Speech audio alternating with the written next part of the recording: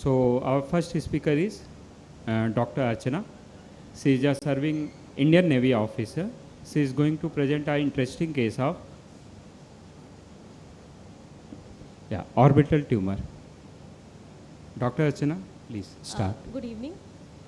This is a rare bone eroding orbital tumor in an adolescent male.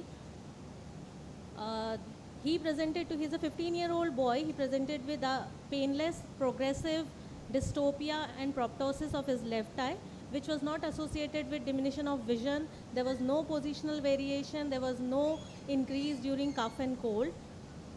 His vision was 6/6, pupil were brisk. There was lateral dystropia and proptosis was huge. You can see that there was gross chemosis, and on palpation there was a nodular firm mass in the lateral part of the orbit. There was no lymphadenopathy. CT scan showed a extensive lobulated extraconal mass which was there in the lateral and inferior orbit, and it was causing bony destruction of the lateral orbital wall. There was widening of superior orbital fissure as well as inferior orbital fissure. You can see that the tumor has already destructed the lateral wall, and it has gone in the maxillary sinus also. So with his age, our first DD, with this kind of 2-month presentation, it was leukemia, or it can be AML sarcoma, that also known as scleroma. It can be a metastasis at this age, somehow rare, but Wilms tumors can present like this. And sino-orbital malignancies, a rare form, was taken as a DD. We did his all the investigation. His peripheral blood smear was normal. There was no leukemia, no blast cells. His USG neck, USG abdomen, everything was normal. So we went ahead with incisional biopsy because the nodule was very much palpable. And we came across this kind of picture. You can see that there are large round cells with peripherally located nuclei and more cytoplasm in them. These are called as rhabdoid cells because they look like rhabdomyosarcoma cells. They are also called as rhabdoid cells. This slide is of rhabdomyosarcoma. So these are also called as rhabdoid cells because they are look alike of rhabdomyosarcoma cells. This was desmin myogenin negative. Desmin and myogenin are specific for RMS, rhabdomyosarcoma. CD19 for leukemias, T-cell leukemia, this was negative for that also. MPO negative, Ewing sarcoma, this was negative for that also. Now these are small round cell tumor with all these negative.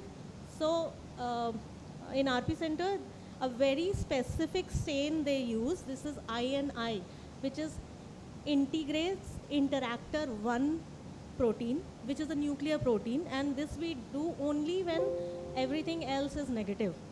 And this was deficient in this case.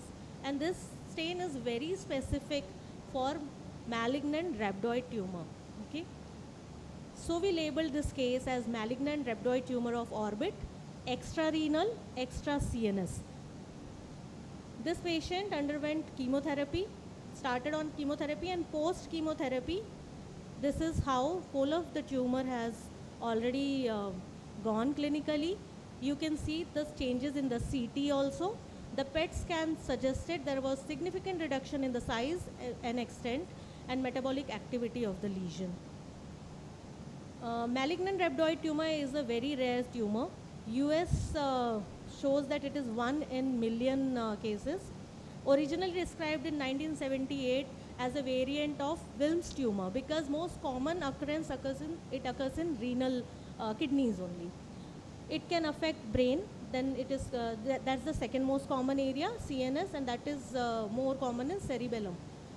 Then the soft tissue, even orbit is one of them. The mean age is only 15 months. Even at the birth also the patient can present with malignant rhabdoid tumor. There have been case reports.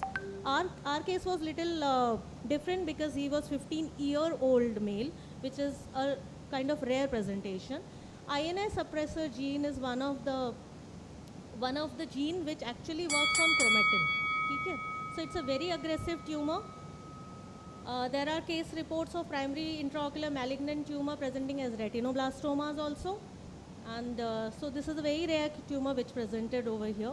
I just thought it will be good that I presented. Thank you.